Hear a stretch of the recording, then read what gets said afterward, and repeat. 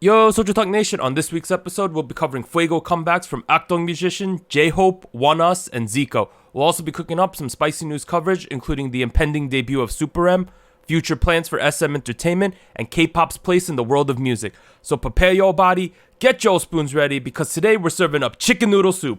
Hit me with that intro.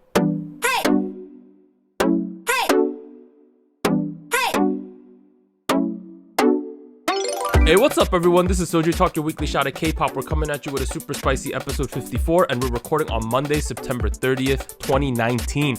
I'm Doug, and joining me today, we got Warren. Hey, what's up, everybody? And Anita. Hello. And as a quick reminder, please like, subscribe, rate, and follow. Check out the SojuTalk YouTube channel for additional content, and join the SojuTalk Discord server and be a part of the SojuTalk Nation. Links down below. All right, announcements this week. The Discord is almost at 200 people. Oh, bro. Yay. Oh, bro. Right now, 200. It's at 186. That's what I checked this morning. Nice. Kind of crazy. And I'm so like the amount of conversations we have there has been off the chain. That's a really weird term, but it's been off the chain.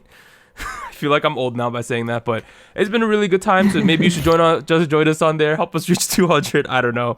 It's a good time overall. More the merrier. More the merrier. In terms of actual announcements, we are going to be starting our Queendom recap this week. So Queendom, as you know, is a girl group survival show with 6 acts are competing against each other. The episode should be out by the time you're listening to this on our YouTube channel. So this is a YouTube exclusive. We should be releasing it on Tuesday, and we will be recapping the first 4 episodes and then doing an episode 5 breakdown, which was the most recent episode. Lastly, this week on shelf, we have IU's Palette album, which is one of my favorite IU albums. So that's on the shelf this week. I didn't have anything really relevant to the releases. So this is what you're going to get. Okay. But now let's get into the big new releases. So we had 4 of them this week. On September 25th, Wednesday, we had Akdong musician. Wait, no, I normally go through all of them, right? I'm losing my mind here. So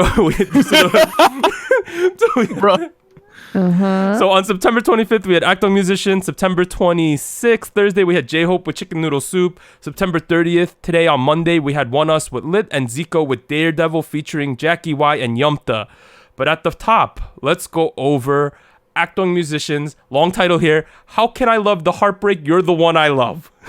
Bro, that's a long title. Interesting title. Yes. So Akdong musician is from YG Entertainment. They debuted in August 2014. Their last 3 songs were Dinosaur, Goodbye, and Re Goodbye. Wait, how do I pronounce that? Re-bye? Rebuy? Rebby. Okay, whatever that one is. They have 7 music show wins. Additionally, before we go over the song, they're not called Akdong musician anymore. Why? They are now called AKMU, so just AKMU. Oh, the abbreviation? The abbreviation is what they're going by. So in an interview, they said the initial original title of their group, Akdong musician, consists of the Chinese characters Ak, meaning fun, and Dong, meaning child. We are now both adults, so we will be removing the Dong part in order to be called AKMU. That's what they said. I don't know why, but that's what they're going with. So let's now go into the music. So what do you guys think of How Can I Love the Heartbreak? You're the One I Love. I mean, I feel like, I think I've been a fan of their more happier singles. Like, I feel like my favorite song from them is still like 1000%. Is that 200%? No, 200%. That's what it is. So it's an old song, but I don't know. I feel like I liked that vibe from them they had at that time, and I feel like as you mentioned, like with the changing of their name, they definitely feel much more mature, much more serious, and I don't know. The song felt sad, but not in a way that would make like me sad, just more like nostalgia, if that makes sense. And I guess that's kind of what the song itself talks about. Well, it is a ballad. Let's throw that out there. Look at Warren's face. Hi. I apologize. But It's okay. I mean, we get some good things. Chanhyuk's back from the military. Chunsong, you know, what's up? I know that some of you at home, including Warren, are not the biggest fans of ballads, right? at the same time, you gotta admit, Soohyun's vocals are next level good. Like, Oh, yeah. Yes. her voice is so crystal clear. And then obviously Chanhyuk is not like the best singer in the world. He will openly admit that. But at the same time, the two of them together just meshes perfectly. Agree. He's a great producer. He's a great. He's a creative. tremendous producer.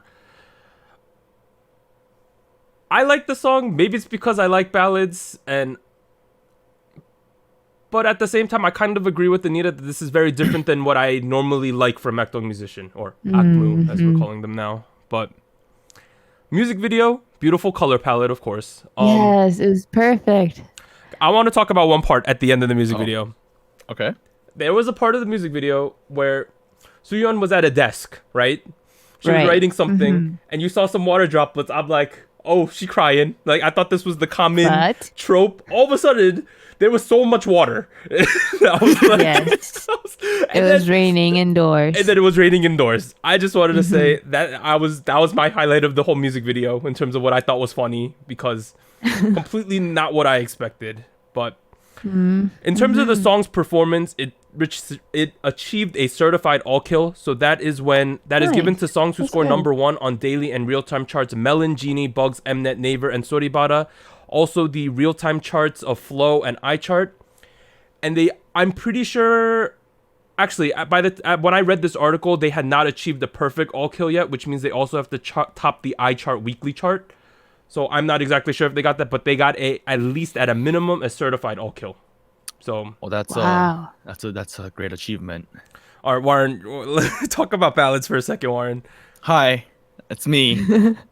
I'm the man who comes. I always come, and I tell you that I don't like ballads.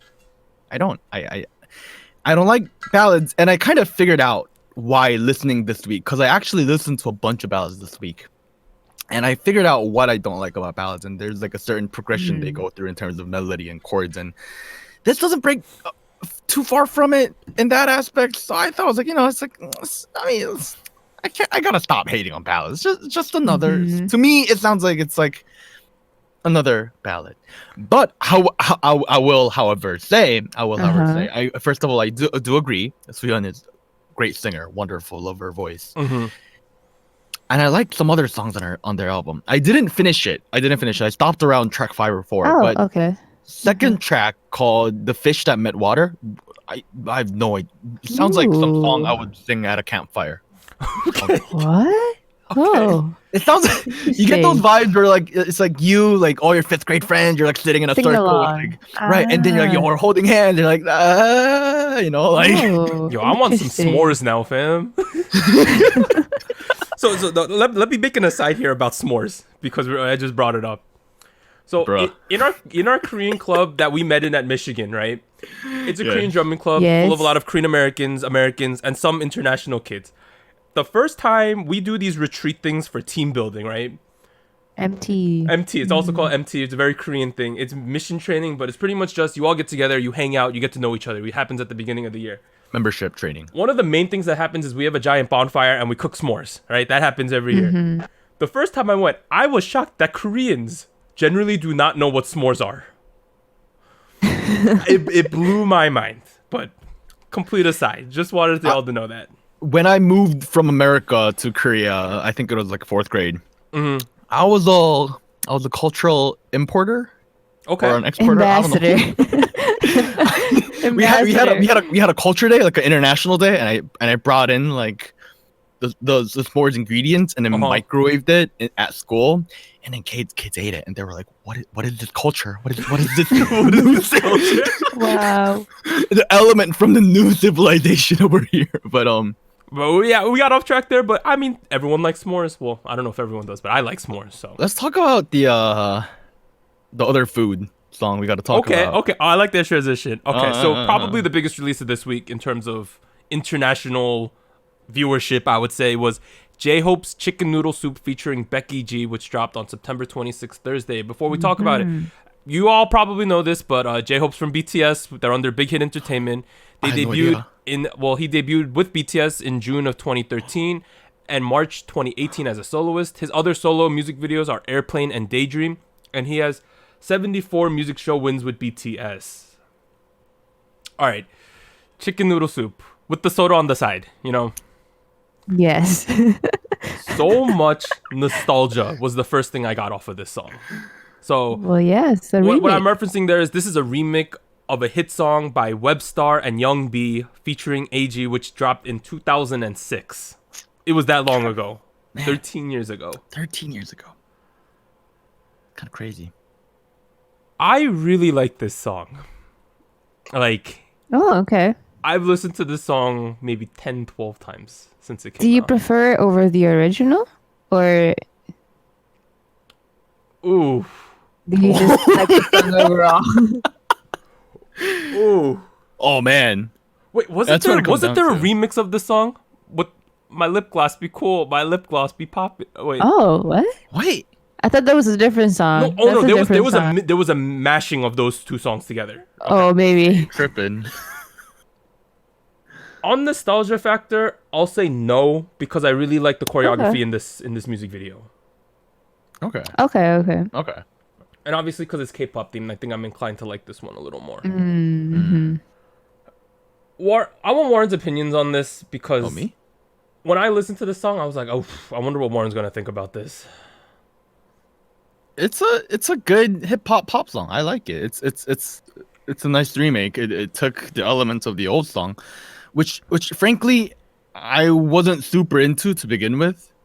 I don't think my school was participating in the popular viral movement. But like it was, I liked it. It wasn't like there wasn't anything particular that stood out to me. Here's one comment that Warren made to me when this song dropped. He said, "Is this J-Hope featuring Becky G or Becky G featuring J-Hope?" Oh, that's true. Okay, let me talk about that real quick. Because the song begins with J-Hope, right? For sure. Right. And then Becky G, I know her name, but I've seen her face, but I haven't really checked out her stuff or anything. But I see Becky G kind of walk in, do this little dance thing, and then like next thing you know, she sings the hook, then she sings then the two of them sings the chicken noodle soup, and then she does the second verse, and then goes back to the hook where she sings it. And I'm thinking, I feel like she's singing a little more than J-Hope. Yeah, I kind of see what you're saying there. I would say that. So to me, it at the very least, I felt like it was like a one-on-one J-Hope X, Becky G collab rather than at the same time. For me, this is more of like a performance video, a little. Like I don't know. I don't consider this like a actual. I mean, it is an actual song, right? But at the same time, it's more like a song meant to go viral because of the performance and the collaboration and the swag that's going on. Yeah, like Warren's doing, right? the choreography. Okay, let me get the words right.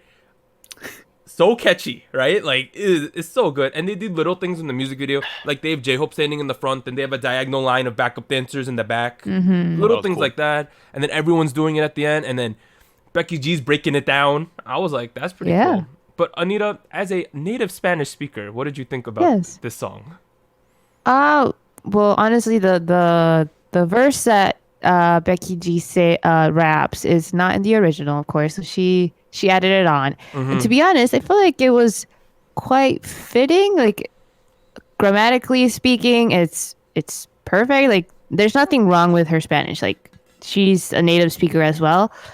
So I feel like the rap itself was pretty good in context of the song.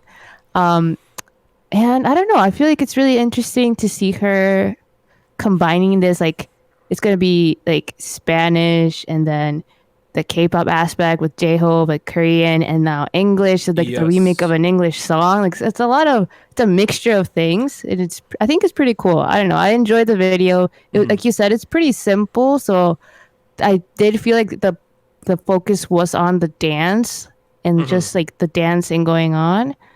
But I think it did what it was trying to do. Yeah, I really like that aspect a lot, where like all three cultures kind of came together and kind of mixed really well. I know there's a little bit of controversy, which Doug could talk about in a second, but I feel like it was like done in a way where it's not too far and it's like just the right amount. Because I'm gonna talk about this with Oneus, because if you take it too far, it's so bad. But right now, it's a good level. Like I liked it. Yeah, my number one talking point about the song was diversity.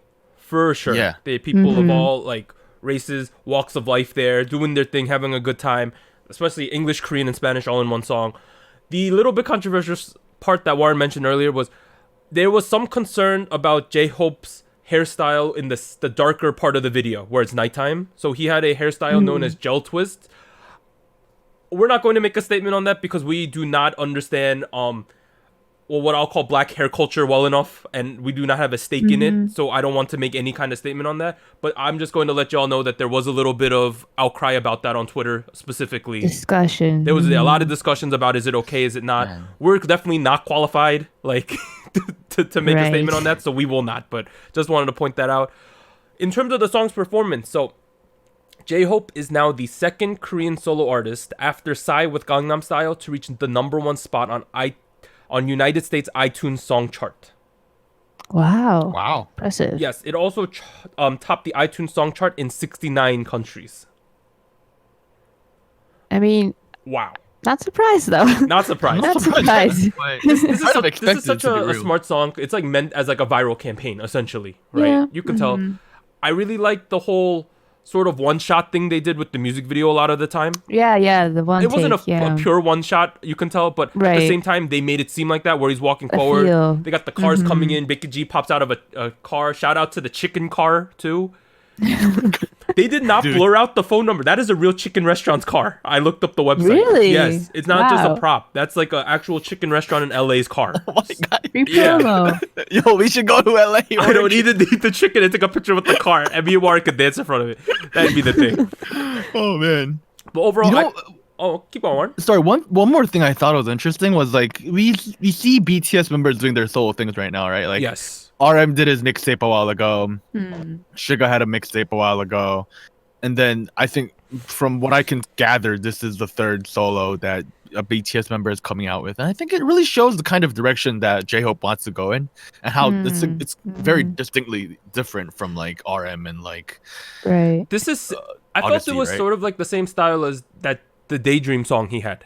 Like, I got the same type of vibes from it. Oh, okay. Yeah, I see. You feel what I'm saying, right, Anita? Like, I just Yeah, thought that yeah. he's like the style of music he wants to do seems very similar. And I like that. I like that for him because it's Very very bright. different than what BTS does for sure. yeah. But overall, really cool song. I'm sure all of you have checked it out already. If not, you should because What are you this is doing? what everyone's looking at this week. But I mean, you're listening to a K-pop podcast and you haven't seen Sorry, just let's move on to the songs that dropped this week. First one, Oneus is lit. So they are from Lit. RBW, which is the same company as Mamamoo. They debuted in January of 2019, so this year. Their other Oh, songs are yes. Twilight and Valkyrie. I love Valkyrie. And they have 0 music show wins. Okay. okay. Let's Who wants to go get the good stuff. Good stuff. I love the concept thing. The traditional thing is cool. Okay. Inherently I I like agree. that. I thought the color palette was nice. I like when artists incorporate some Korean culture into the music. I like 80% of this music video and the song. Okay. No, I like the music video, but no, let me change that. I like 80% of the song. Music video, I'm okay with. I like the costumes, all that type of thing. Okay.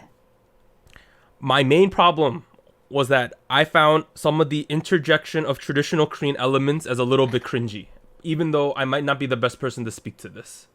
Such as what? The ad-libs. The phrases like the. 오늘 딸이 좋구나 or whatever. Don't do it. Stop. Is it me or was this the equivalent of Wendy's Zimzalabim thing at the beginning? Right? Warren, I don't know if you heard this. This was the equivalent of the Wendy's Zimzalabim. I don't know, man. But okay, since Warren is a was born in you were born in Germany, but you're born in a Korean Germany. citizen. Explain to us how you feel about the cultural push of this song. Too much. It's Too just much? Too much. Too much. Too much. Cross It's the like line. it's like you're making tacos, all right? You're making tacos, you know, gotta put in some pepper flakes, you know, so you start sprinkling Pepper it. Flakes? Pepper flakes? I don't know. And then the cap falls What off, and next kind thing you of- know, the whole jar's with the beef.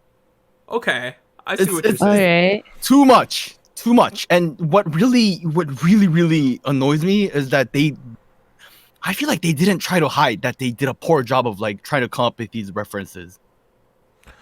Oh, what do you mean?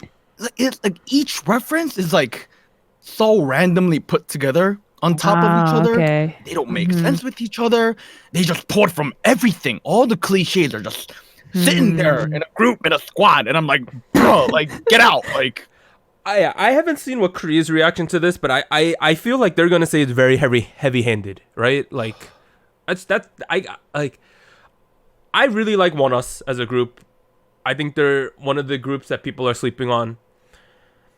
I like a lot of aspects of this music. Also, shout out to YUMDDA being on one of the wooden posts. It's weird. Subtle, I guess. Did you see that? I don't know. Kind in the music of. video, I saw they're it. like walking through, and there's a bunch of like. So they're in obviously a traditional Korean building, which has these large beams. There's like a YUMDDA like logo right on one of the beams. I was like, okay, but I like the fact that they tried to be more Korean, but for me, some of it was so heavy-handed that I can't overlook it. It really felt like they sat down at a meeting and they were like, what's the next concept gonna be? And then one person said, I know, let's do a traditional Korean thing. And then everyone said, okay, let's just put some lyrics together, some concepts together, and that's how they did it. I think like they could have been more subtle. So we were in a traditional Korean drumming club, therefore we knew a lot of like traditional Korean things, right? Like that makes sense. I don't know that many traditional Korean sayings or old ways of saying stuff, but every single one I knew was in this music video. Like you know what I'm saying? One thing I want to say about the drumming thing, right? Because you mentioned it. So there's a part I think early on in second verse where the guy goes "동기덕," which is the Janggu thing, right? Yeah. When you play Janggu, you say "동기덕," and then the following line was about hitting book, which is a different type of drum. All right. I was like, bro, bro, you learned that at elementary school. But I learned it in 3rd grade, buddy. I know Warren and I are a little lukewarm on this, but Anita, I want your opinion on this song. To be honest, okay, I don't think this is gonna be a song that I have on repeat. You know, like it's not gonna be like a choice of mine to listen to, really. But I will say that for some reason I felt like this was more, like, I don't know, I enjoyed the beat of this song maybe more than their previous Oh my god, ones. look at Warren. I know, I'm seeing his face. I don't know what it is. I think it felt just more cohesive. Like, I'm not saying like this concept is the best for them. Like, I did feel like it was a little too much several times. But I felt like it felt more cohesive than their other ones, because I think I don't know if it was Valkyrie or Twilight, but one of their songs, their recent songs, just felt like it was a little too much, like going on, like shifting throughout the song.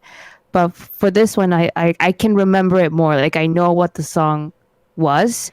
I'm not gonna say that it's my favorite, but I don't know. For me, it felt more memorable. I mean, that could be good or bad. So they clearly have chosen a center in this group. His name is Hwan Woong. It's a very hard name for me to pronounce. Hwan Woong. But I think he's doing a good job, but the ad-libs they gave him, no, it's not the ad-libs they gave him. It was the delivery of the ad-libs. Right? Like they said the 오늘따라 좋구나. The intonation. And then there was a gaja part, right? In the middle of the song. For me, like, I don't know if this is a hot take, but the ad-libs are a deal breaker for me putting this on a playlist I listen to often. Right? Like, like, I don't know, like, would I listen? So I showed my mom this too, right? My mom, born in Korea, immigrated here, still fluent in Korean, all that stuff. When she listened to this, she also said, like, this is a bit much. that was her reaction to this. I think this might be my least favorite song of the year. Oh, wow. Of the year? Dang. It's like, it's one thing where I like, if I'm not interested in certain aspects of the song, I'll be like, whatever. I actively dislike the concept, the video, the outfits, I don't even like the production. The lyrics are just out of the world. They're good at singing. They're good at dancing. You know how BTS did a little bit of traditional tropes as well in one of their songs? And that was good because they kept it. Sorry, I'm getting too excited. Quite minimal, yeah. They kept it at a level. They were like, we're not gonna. 3 pinches of salt. 3. That's it. So we're not gonna put it. They did a little Salt Bae, not dumping the whole thing. Okay. These guys are like just putting in a whole load. Man, okay, I knew you were gonna like this, but I didn't think it was gonna be to this extent. It's one thing for a Korean to say it's cringy, but it's another thing when I got two non-Koreans saying it's cringy. Like, come on. I don't know. Anita didn't say it was cringy. To be fair, I said it was a little cringy, I especially. mean, it's a little bit, but For me, but by the time Hwan Woong's doing the intro, I was like, no, stop. I was like, please don't, man. But I saw a lot of comments. A lot of people are liking the song, so of course you're free to have your own opinions of it. But for me, oof. Little bit rough. I actively pressed pause and went to the Zico song, and then had to come back after a couple listens of the Zico song to get through the song. Let's talk about the Zico song. So I want everyone to go home to listen to Oneus lit. You can form your own opinions of it, but yes, because of course you're entitled to them. For please us, leave though, comments down I guess below. we were Let's pretty talk about lukewarm it. on it, to be fair. But let's move on to Zico's Daredevil featuring Jvcki and YUMDDA. So Zico is now from KOZ Entertainment, King of the Jungle, even though I'm going to call it King of the Jungle Entertainment. He debuted back in April 2011 with Block B, and then November 2015 as a solo artist. His last 3 solo music videos were Soulmate, Anti, and Artist. He has 8 music show wins with Block B. That was surprisingly low to me, and 3 as a solo artist. And this was a double release with another song called Human. Warren, you talk first because I need some hot takes later. I like it. What do you mean? I don't have any hot takes with this one. I actually have had this on repeat throughout the day. This is good. This is solid. It's I agree. first listen through. I thought Zico's flow was kind of not. He kind of lost some of the advantages he had previously. But then again, after a couple lessons, I was like, you know what? He kept it at a good level. So again, going back to the lesson of the day, keep it at a certain level. He keep that at the good level. So I really liked it. The feature performances were, again, always great. Jvcki is, as per usual, great. YUMDDA, I might even argue this is his worst performance of the year. Wow. Okay. But even then, I still really liked it. Somebody is not giving. All right. No. For those of you who don't know, let us know who Jvcki is, like how big is she and how big YUMDDA are. Because Jvcki is kind of representing the new wave of rap in Korea. she's like the top Korean female rapper right now. Pretty much. Yeah. She kind of brought in this whole new trend of sing rap, and not gonna lie, she does it really well. And she's not a rapper who relies on autotune either. So it's really good to see that. That's her. YUMDDA, I feel like I've been mentioning every 2 weeks or even maybe every week in this podcast. Tajima. Again, looks like a 40-year-old, sings like a J Park. Not like a J Park in this song, but some other songs. He's 35. I looked it up. 35. Yeah. The thing with him, he is easily one of the most popular rappers in Korea right now. He has blown up as an Instagrammer, YouTuber. His collaboration with Dingo was the most popular on YouTube, and that made him a whole meme. But at the same time, his albums are really good. It's one thing to be like making trashy trap music, but at the same time, his lyrics are actually kind of like they have like a seed in it. Like they actually like do have meaning. He talks about his like passed away father and many things in his album. It's really well made. You should go check it out. But I know that Douglas doesn't agree with me. So I'll talk about my favorite things. CEO Zico, clearly, right? That was pretty cool in the beginning of the music. The concept thing I liked, for sure. I missed the Zico, but I guess this is the KOZ time. KOZ. So that's that. I like Quirky Zico. This was that. So that was cool. Yeah. I wrote Jvcki, that horse. That was pretty cool. At first I thought it was a fake horse, but no, it was a real horse in the music video. I like the first 3 minutes and 10 seconds of this music video. No, man. I gotta see the first 3 minutes and 10 seconds of this music video is before YUMDDA comes out, yo. Oh. Here's my hot take. When YUMDDA raps, it looks like it's painful for him to rap. I think it was the grills. Bro, his delivery, it sounds like you know how Darth Vader, when he spoke or when he's breathing, it looks painful. Same thing with YUMDDA in rapping, man. I was like, ooh, he looks like he's struggling. Additionally, gold grills still, fam, and then double watches. Come on. okay, you gotta understand the meme trope here, cause like earlier or after like his thing with Bingo blew up, he became a thing where he was like, oh, I'm gonna start flexing, and he started spending all his money. It was a meme. It was a meme, and like he gave birth to like the most popular like catchphrases in Korea right now. Like my mom knows about him. Like he's big. Oh, dang. Okay. All right, but Anita balances out. What do you think about this song? I really liked it. Like you mentioned before, I like this kind of Zico where it's like more playful, like more brighter and not that dark, as some of his previous releases have been. The beginning of this song, the music video, it reminded me of INT, like way back, Eureka, because it was also like that business setting, right? And I don't know. To me, the song was also pretty playful, not too serious. So I don't know. I like this. I like this switch, this side of Zico. As far as like the collaborations, I thought Jvcki did as she always does. I thought it was really good. YUMDDA, I didn't have a problem with like his verse. I just felt like the visuals were really interesting. Really interesting for Anita. That's harsh. Man. Come on, Warren. Yeah, I'm telling you, he's a meme. He's essentially replaced. Yeah, I get it. I get it. Watches I'm rocking 3 or. But okay. Honestly, going back to Zico though, I haven't heard the whole album yet, but I feel like he's kind of toned down. He's kind of toned down the skill output, you know, making things sound fancy and super aggressive.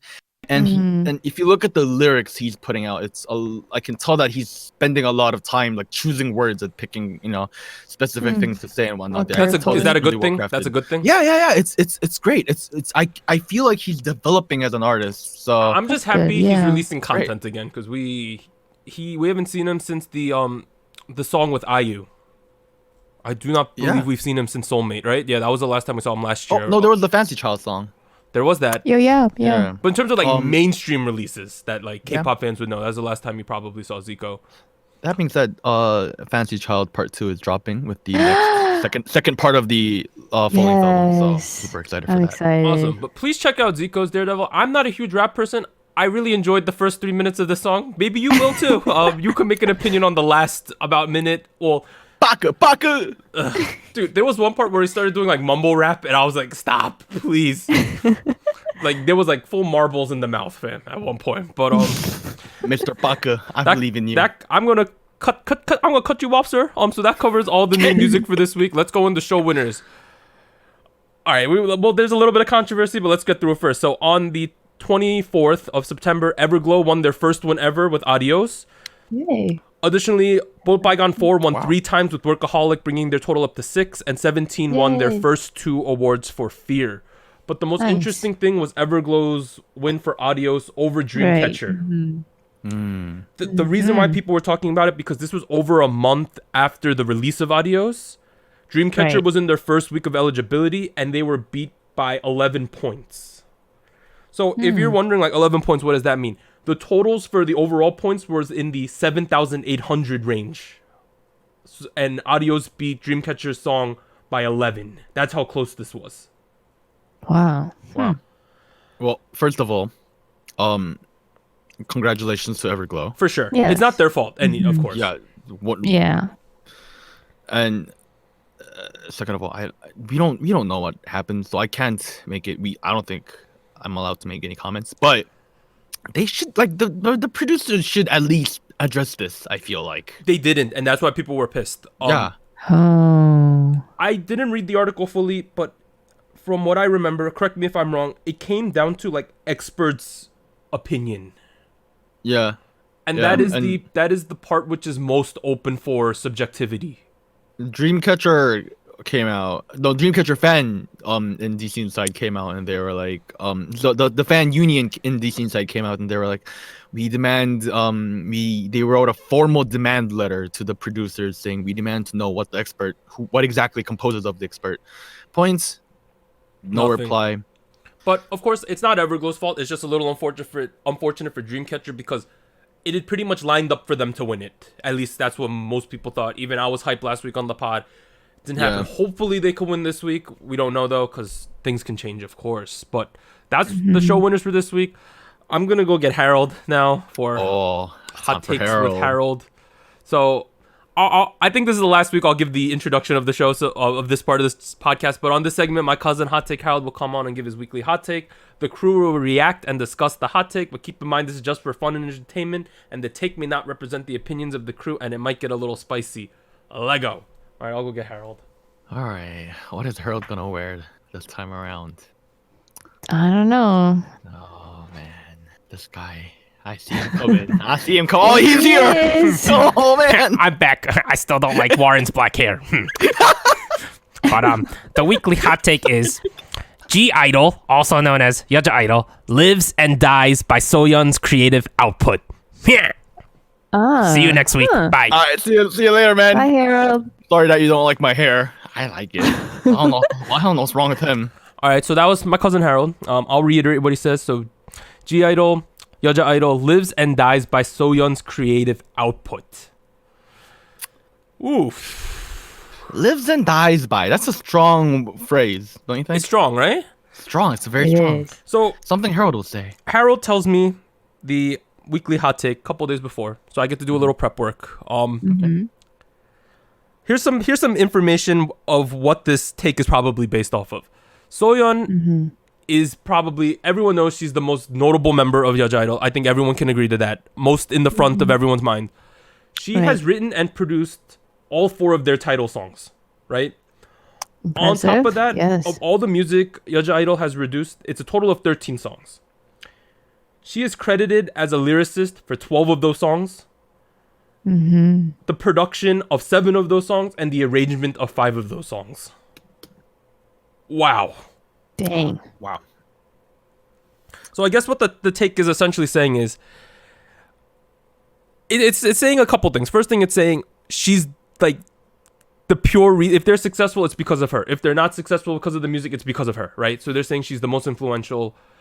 Additionally, it's a little bit downplaying the other members, right? I would say at the same time. Yes. How do you guys feel about proxy. this take?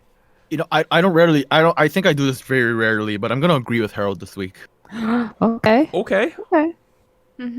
Because I'm thinking about Cube, and I'm thinking about way Cube's been producing CLC.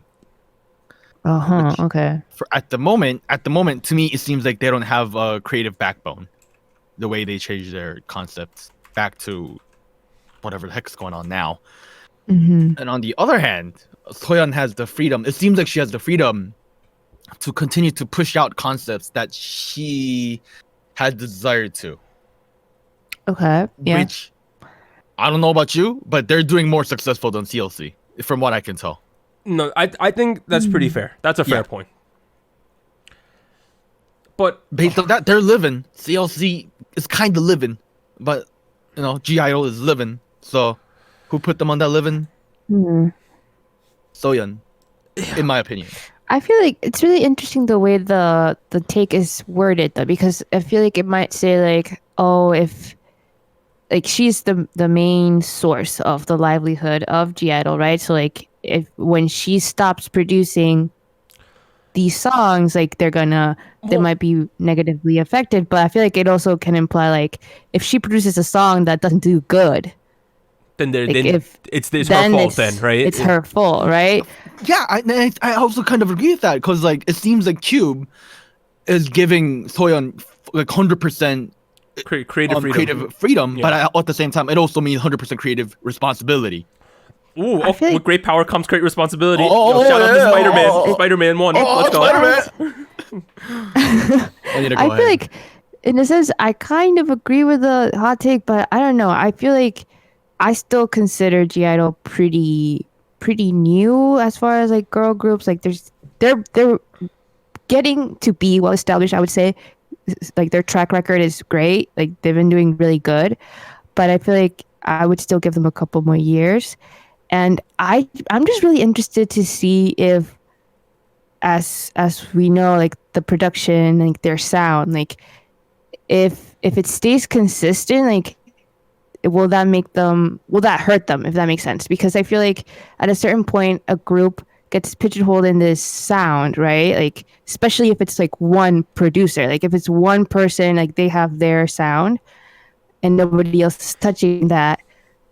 I hope it's not the case, but like if that sound sticks with them for a while and it's just not that popular to a certain point, if that's gonna hurt them. So what you're basically saying is because there's only one like main producer going on, that we Right. might just hear a lot of what she wants to do. I feel that point. I mean, hopefully it's what the public likes. Like, hopefully she is in tune with that, and like it changes to some degree. But I can also see it going the other way. If that makes sense. Here's my opinion on this take. I agree with it because of lack of further data. So I agree with this take in the current way because she's produced all of the title songs, right? Essentially what K-pop is, unless you're a deep fan, is title songs, right? Yes. Because she's written and produced all of them, she's completely tied to YUMDDA's success. But that being said, we don't know the alternative, right? We don't know if Cube makes other production teams do the song, or if we know if anyone else in the group can produce anything, right? But I don't think that's realistic. I would say the more realistic option is they're sort of like CLC, where they do songs produced by other people, right? My question is, what would that look like? Exactly. I think that's why I can't fully agree with this, because do they live and die by her creative output now because she's done everything? Of course, right? She's completely But tied to later. their musical output, but we do not know the alternative. Therefore, I'm not willing to 100%. I will like 80% agree with this though, because at the same time, they are successful. So it's one of those situations you can't criticize what they're doing because they are doing well. They're probably one of the most foremost rookie-ish. They're not a rookies anymore, Yeah. but they're rookie-ish, along with ensue, IZ*ONE, YUMDDA. I would put them three together as the main rookie-ish girl groups for sure. Yeah. Because they've been so successful, you can't criticize anything at the moment because they've, I think, exceeded what people had thought they would be at this point. But at the same time, it's like, I sometimes feel bad for the other members of the group because it's more or less, sometimes I feel the group is Soyeon and the crew. I agree. Yeah. No, yeah. And that is mostly because she gets most of the credit for the group as a result of producing all the music. Here's another thing, though, right? Like, I'm not gonna name names, obviously, because I don't want to piss anybody off, and that's sincerely not what I want to do. But there's members in G-Idle where I'll look at them and I'll go, I don't. Why does this person need to be in this group? Oh, okay. Oh dear. I'm not saying it is a bad. I'm not saying it is a bad thing. I'm sure they serve a good purpose, and I'm just not realizing it. You just But at the don't same know. time, yeah, it's difficult for me to figure out. There's certain groups where I'm like, they need all those members because they each serve a different purpose. With G-Idle, with like certain members, I'm like, they could be easily replaced with like different people. That's how I feel sometimes. I feel like it's more like a lack of exposure though, like for those members, if that makes sense. Because I feel like they're probably there for a reason, and I'm pretty sure they are, but like they just don't have as much exposure. Right. Yeah, like obviously Sujin's there to be the main performer. She's the best dancer. They have vocalists in the group. At the same time, it's like I also sometimes wonder with their songs, she sometimes write the songs as if it could have been her and just the singer. Right? Like sometimes some of their songs feel like to me if it was her and a vocalist, they could just do it. I don't know. Here's what I'll say. So far, this is not 100% something I thought of on the spot, and it's actually been something I've been thinking for a while since their last comeback. G-Idle, like the way Soyeon produces, she's a great talented producer. I'm not gonna deny that. She's very great, but at the same time, I feel like she thinks less of the group dynamic than other like idol producers when she produces. That's the impression I got for a while. Yeah, I wouldn't go that far personally. Okay. I do think they need to do a better job of. Well, they are pushing some of the other kids more forward. So like, Yugi's on a lot of variety shows. Minnie's Yeah. obviously on Queendom right now. Sujin's pretty popular as a dancer. It's a little tough because their greatest strength is also one of their biggest weaknesses, right? Like having Soyeon so heavily involved in the production is her greatest strength because she's been making these hits. but at the same time, it takes a little bit away from the group as a whole. So we'll have to see what happens. Because Cube has a history. It was Hyuna and the crew at a certain point. Yeah. So that's a really good comparison at Cube. Hopefully it does not go down that road. Because yeah, it would be a little bit unfortunate for them to make the same mistake twice. But that sums up the take for this week. Let us know what you think. I'm sure a lot of you will have a lot to say about that. But let's move on to the news and events for this week. SuperM is coming, y'all. Yes. So, for those of you who don't know SuperM, I'm assuming most of you do, but they are set to debut on October 4th with their mini album, also called SuperM, and the song Jopping. So here's a description of them. SM Entertainment founder Isuman describes SuperM as a group that can boost the synergy between East and West. It is a 7-member group comprised of EXO's Baekhyun and Kai, SHINee's Taemin, NCT 127's Taeyong and Mark, and Wavy's Lucas and Ten. They will show off the core aspects of K-pop with outstanding dance, vocal, rap, and visuals. Some other news about them. Oh, what, Warren? No, keep going. I'll comment at the end. So SuperM was confirmed to be holding a debut showcase in Hollywood, and it will be airing live worldwide. So SM Entertainment and Capitol Music Group will be joining hands to host the upcoming SuperM grand debut showcase, which is being titled SuperM Live from Capitol Records in Hollywood, set to take place on October 5th outdoors at Capitol Records Tower in Hollywood. And it's also going to be live streamed on YouTube, so everyone can watch it. So fancy. The last thing that was announced is a little bit stranger. Isuman announces SuperM will have a collaboration with Marvel. What? So when they dropped the line, the Avengers of K-pop a while ago, I guess they were right. So he said in an interview, I'm not exactly sure how the collaboration will work, but we will work on making a story with SuperM and with the Marvel story, make a song that everyone can sing. Okay. Kevin Feige, man, what are you doing? When we talked about SuperM initially, we said we feel like it was a bit of a heavy-handed attempt of SM to break in the Western market. That was the overall feelings we got. I'm kind of hyped for this though. What do y'all think? I'm still okay. I've watched all of the teasers, individual teasers, and the music video teaser for dropping the single. I honestly, production value is excellent. The video looks great. Set design, like outfits, everything, styling. It looks great. And I'm pretty sure I've heard a little bit of the song, and like whatever they're doing for the teasers, it sounds really interesting. I'm worried about promotions. I don't know what the schedule, like what the plan is, like where are they going? I hope it works out. I'm just really worried.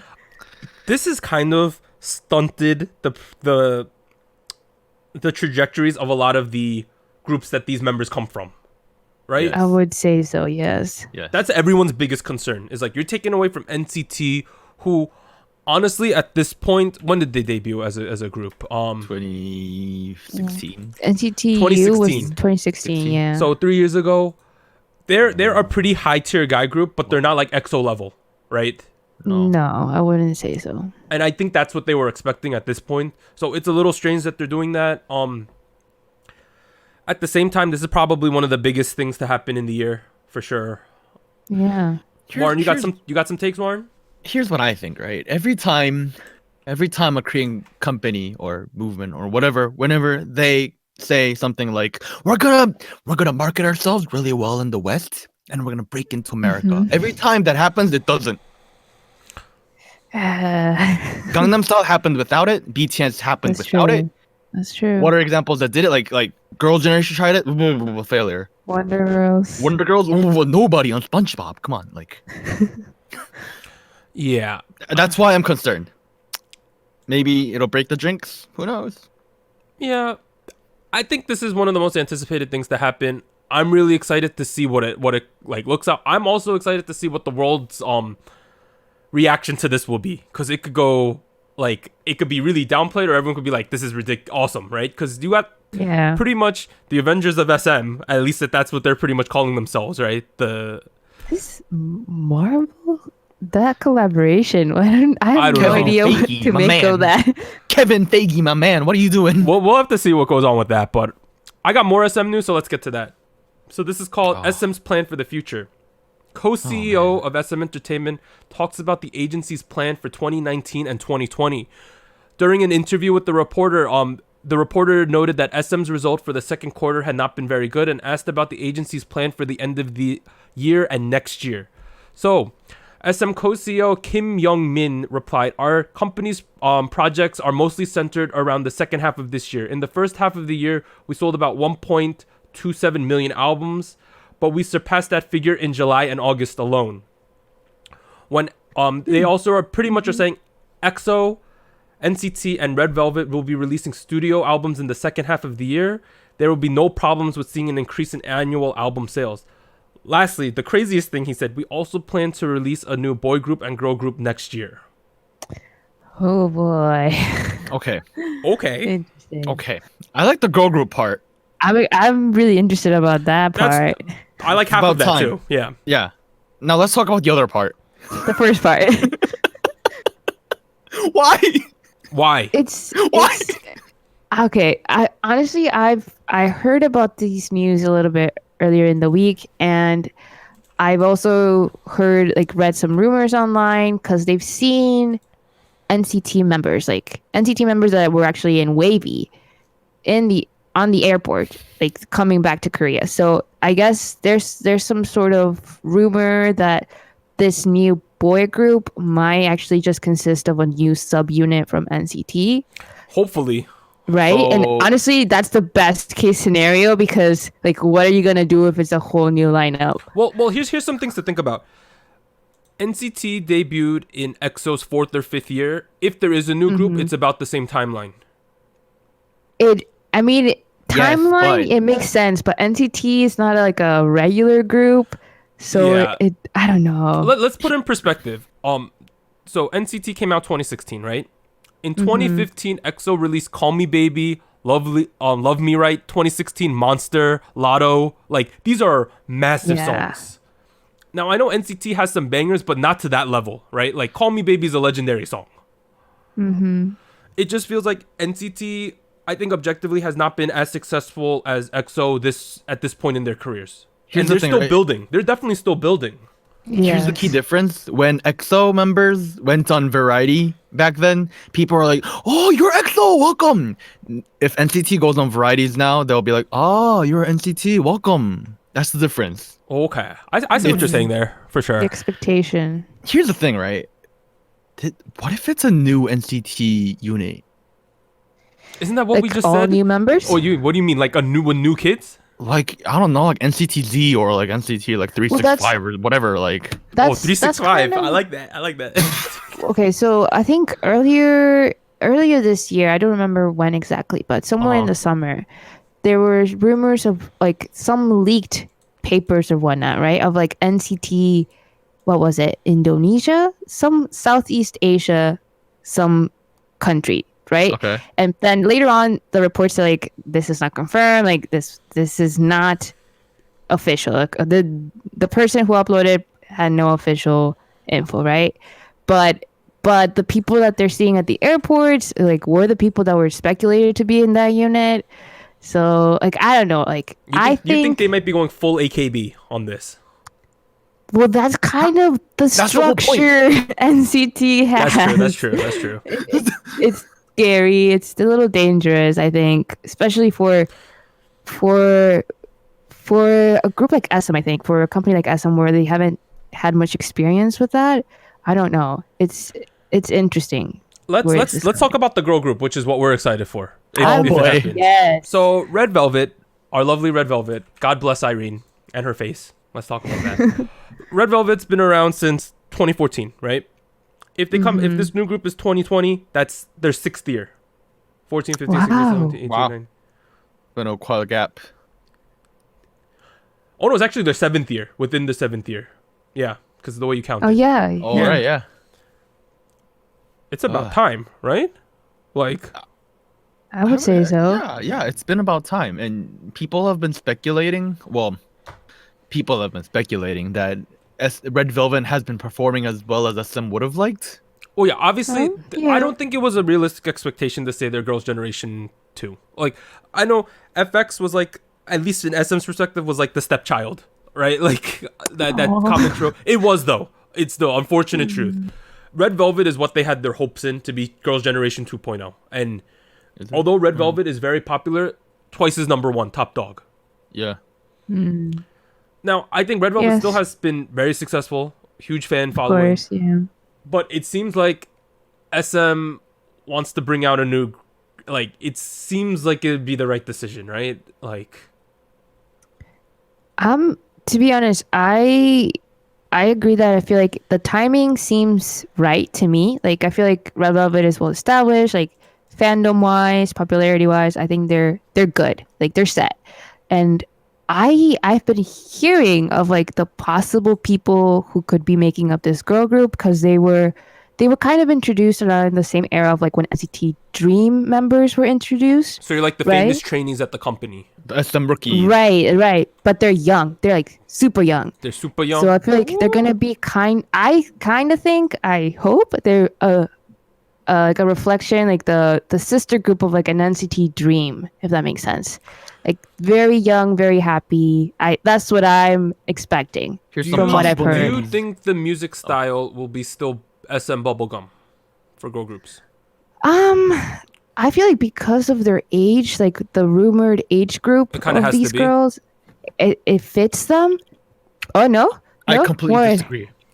Oh, you disagree? Okay. 2 reasons. The crush thing is the big trend right now. Itsy. Like everyone's doing like a I'm powerful, kind of concept. Well, what was that posture? Okay. Like that kind of. They're going for that concept. SM, I bet, is going to somehow get onto that thing. Maybe they'll do bubblegum, Interesting. but with a teen crush, like twist.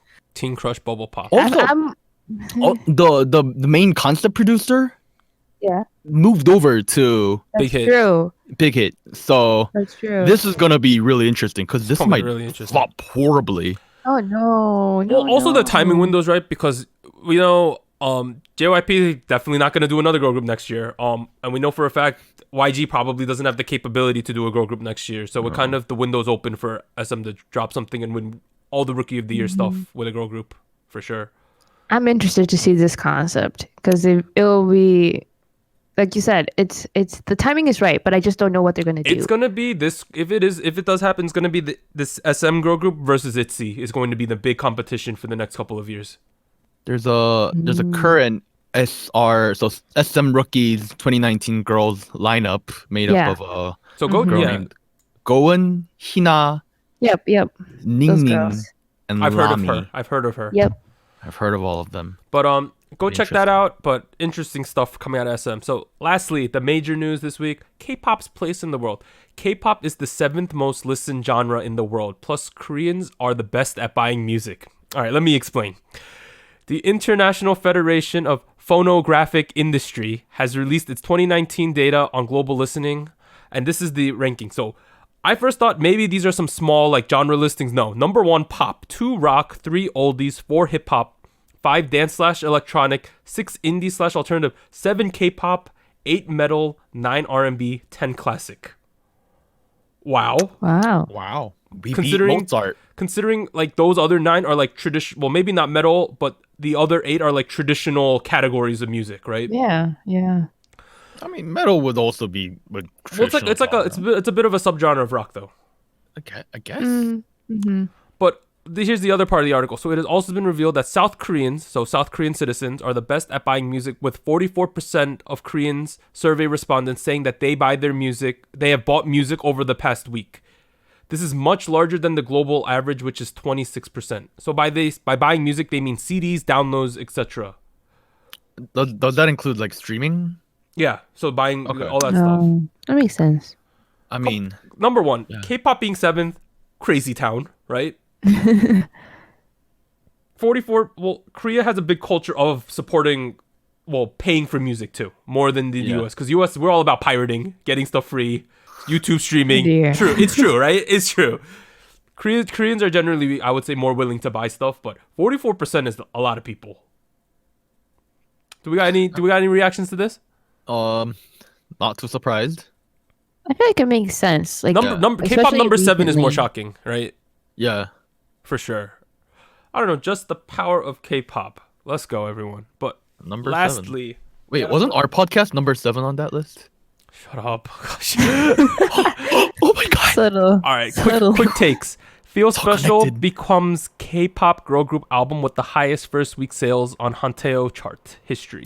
Nice. So I'm this not was as surprised. of yesterday, 10 p.m. Korean Standard Time. Feel Special has sold 154,000 albums. It was still counting for a seventh day, passing their own record of Fancy You with 151,000. They now hold 8 out of the top 10 best-selling girl group albums of all time in the Wow. first week numbers. In addition, the album joins Red Velvet's the Reve Festival. I always don't know how to pronounce Reve. Is it Reve? It's Rebel. who knows? Who Reve cares? Festival, we're gonna call it that, as the only K-pop girl group album to reach #1 on the American album chart on iTunes. Wow. Lastly, in Japan, the 7 tracks on the album took the top 7 spots on Line Music's real-time chart. Wow. And as a total, they have now sold 7.5 million albums in their career. Wow. Crazy. Crazy. That's Next, Kang Daniel and LM Entertainment's legal dispute comes to an end. oh wow. So both parties has reached an agreement good. through mediation by the Korean Entertainment Management Association. As of September 27, Kang Daniel's lawsuit and request for an injunction have been withdrawn, and LM's objection to the injunction has been cancelled. Cool. Alright. I'm happy for for them. Kang Daniel. Yeah. LM, it seemed like they were doing some shady stuff, so good riddance for him. For them, I guess, in terms of Kang Daniel. So cool for him. Congratulations, Jiho. Oh, I mean Kang Daniel. Lastly, Mnet announces date and host location for 2019 Mama. So, 2019 Mama will be held in the Nagoya Dome in Japan on December 4th. This is the first time Mama will be held at a dome and will be the largest scale ceremony to date for them. Wow. But given the current social political tensions between the two countries, many Oh, Koreans yeah, are taking to the internet to voice their disappointment and disapproval. Oh dear. Funky timing. Yeah, we're timing, but Funky timing. Why would you do this now? I don't know. Everyone's like, why don't you just do it domestically? That was the main stuff I saw. Comebacks and returns. Everyone and their mother is coming back in October. Oh boy. So the one's coming back Mama, next mama. week. So these are the candidates for us to cover. So October 1st, tomorrow, Chen from EXO. His song already released. October 2nd, Wednesday, Jung Se-eun. October 4th, Friday, SuperM. October Wow. 7th, Monday, AB6 On and Off. Amazing. So now confirmed comeback news. These are just the things that were announced this week, not including everything for October. Lovelyz K is doing a solo debut October 8th. Stray Kids October 9th. Ladies Code October 10th. Haze October 13th. And Flying October 15th. Day 6 Wow. October 22nd. Brown Eyed Girl sometime in October. Same with Monsta X sometime in October. CIX November. Amazing. Oh my So many goodness. people. I don't know if it's amazing, Anita. This is too much. Too much. Let's lesson of the day, people. Keep it at a certain level. They're all trying to This is come too back much. before awards season for sure. That's what it is. I'm sure Oh, October, man. November is going to be jam-packed. Oh, man, we're gonna have a lot of songs to talk about. Lastly, State of the Nation. Oh boy, what's up, y'all? Oh boy. How you doing, Doug? I won another Luna auction on eBay today.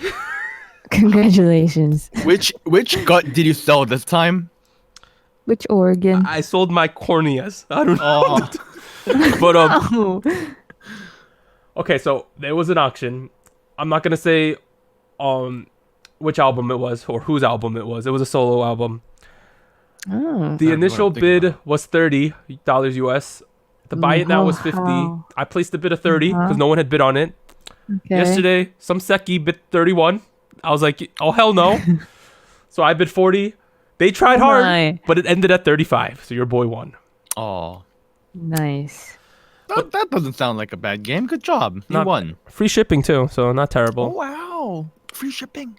And now I have albums for my top 3 members of Luna. Who are your first two Who again? could they be? I mean, people on the Discord know, but the Yeah. viewers at home probably don't know. In terms of what I've been listening to, ever since last Monday after we recorded, there's a song by an artist called Luan called Beep Beep. Oh my god. Oh you and that yes, song. yes. This I song remember. is so good. This is my sleeper hit of 2019 as of right now. Oh. Hey baby, Okay. baby. This song is almost like a dance video with music, right? Like the choreography is so intensive. I haven't seen a live stage of this. I don't know if it exists, but If it is, it's definitely gonna be with lip syncing because I don't think there's any way she could dance and sing this at the same time. But amazing song. Interesting. Please go check it out. In terms of Luna news for me, I still need to watch about 100 episodes of Luna TV. I'm gonna try to do it this week. At some point. 100. I'm at like 400 something. Why? Oh dear. It's a lot of episodes. I've been watching lots of their content. It's really great. The person who's been bias wrecking me right now is Eve. Amazing dancer. Good solo song. She's been wrecking my tier list. We'll have to see what happens with the ending result. But Warren or Anita, what have you been doing in the world of K-pop lately? Who wants to go Well, first? Well, I know what Anita's gonna say a little bit. Warren, you go first. Really? You know what I'm gonna say too, right? No, I don't. what are you Oh. gonna say, Warren? Show me the money wrapped up. Oh, okay. Yeah, I could have guessed Oh that. yes. How was that? Worst season Oh. of all 8 seasons. All right, here's a spoiler. Oh. If you don't want to know who won, skip ahead. Punch Nello won. I don't Oh. even care at this point who won. But why is it the worst season? It's like there was like so little variety. There was so many controversies that they never like got around fixing. I'm sure you can look it up yourselves. Or if you leave a comment, I'll leave a description on why there were so many controversies. The performers were not amazing. Like Takwa was the final member of Team 40. Aqua? Takwa. Takwa? Oh my goodness. Wow. Gang, gang! That guy. I was like, bro, like I mean, during the final rounds, it got to a point where I was like, all right, he's capable of other things too. But at the same time, I was like, he does not belong here. Like a lot of people did not belong there. Like I love Big Naughty. Interesting. Love the kid. Love the kid. Future of Korean R&B. But like final He's top really 4? clever. Final top 4? Really? Like So you're overall disappointed this season? disappointed this season. You think I the show's considered- over? What? You think the show's over? The show's over. Please don't make no. You know what? No, Mnet's dumb. They're gonna make a season 9, and it's gonna perform horribly, and everyone's gonna be like, "Why did you do it, SM?" Oh yeah, Mnet. Oh dear. I wanted to do an episode this week, and on the outside, I tell people, yeah, I couldn't do the Show Me the Money episode because like you couldn't find the time to. But realistically, I ain't got much to say. Oh, you liar. Okay. I ain't got much to say. Like I don't have a favorite song. I don't. They're all kind of like. Ugh. Okay. Well, I think that's what Dang. Warren was doing I'm this sorry, week. Warren. Anita, It's okay. let us know what show you've been watching, the show that debuted this week. Yes, I've been watching Produce 101 Japan. Is it, I know, is it's it been How, good. how do you watch it without subs, Ro? there's subs, but only Oh, for there's like subs? 40 minutes of it. It's weird. Oh well, okay. So the thing that happened was that the first episode that aired this past week, it was there's 2 versions. One aired, Oh. the shorter version aired on TBS, and it was like half of the show because there was another version, the full version, almost 2-hour version on Gao, I think how you pronounce it, and that has like more of the background stuff that you typically see on the Produce show. So I watched both because I didn't know. Bro, why? but I don't know. I'm really excited. I just want to get to the actual stages, like the performances, because there's some people that I feel like are definitely talented, but I feel like we haven't seen either their evaluations yet or like a good focus on them. So I'm excited to just like really get into it. I keep track of like who I like every week. Oh my goodness. Okay, Anita, you I know I'm pretty invested right now. You balls deep, fam. You drink the Kool-Aid, Anita. I don't know. It's is it- good. Is it a meme fest? Honestly, to be honest, I don't think maybe it's the editing of this show because I hear that it's not edited by Mnet, so I don't know specifically who's in charge of it, but I feel like it's just very straightforward. Like there's no like 7 replays of the same thing. There's very little like extra commentary, like Good. very little drama too. So it's really interesting. I'm really used to the previous seasons. Well, Mnet's style editing. relative. You don't have to talk too much. Relative talent level. Is it low? I would say it could be a little bit lower than the previous seasons, but I also feel like I have to take into consideration that like these people are not like trainees, right? Like Okay. some of them have a good bunch of them are like backup dancers, or like they've been in smaller Okay. Well, that makes and sense. stuff, right? So like they're not like, they know some things, but not, they haven't been properly taught like other people that we see on the Purdue series. My question then is, people have gotten A's, right? Yes. If one of those kids who got an A went on like Produce X101, what letter do you think they would get? Like a B? I can definitely think of at least one person that Who would I get an A? think would get a B. Yes. Oh, would it get a B? But it is, so the talent Yeah. levels is a little bit lower, but that's just to be expected, I would guess, right? Yeah, I feel like, I mean, going into the show, I kind of already knew that it was going to be a little bit rougher, like for the evaluations at least, because like these people are not like specifically like they're not even like in like groups that they've trained together. Like they just had to be formed out of the applicants. Mhm. So it's like, I understand, like it's not something where like they've had years to do this. Okay, but I think I will check out like episode 1 at least. Hopefully they sub the long version, because I know the short version Yeah. is subbed. But I will have to look for the long version, because if we're gonna watch it, we gotta watch it. You know what I mean? But I'm watching it. I'm in. Oh boy. But Here we go again. that pretty much wraps up the show this week. Please check out our Queendom recap plus episode 5 breakdown video, which should be on YouTube already. But this has been SojuTalk, your weekly shot of K-pop. I'm Doug. I'd like to thank Warren and Anita for joining me today. As a quick reminder, I did not move the new thing to the bottom. Please like, subscribe, rate, and follow. Check out the SojuTalk YouTube channel for additional content, and join the SojuTalk Discord server and be a part of the SojuTalk Nation. Links down below. But we will see you all next week after SuperM debuts. Oh boy. It's gonna be interesting. We will It's see here you now. then. Bye. Bye. Joppin'. Bye. Joppin'. Baka.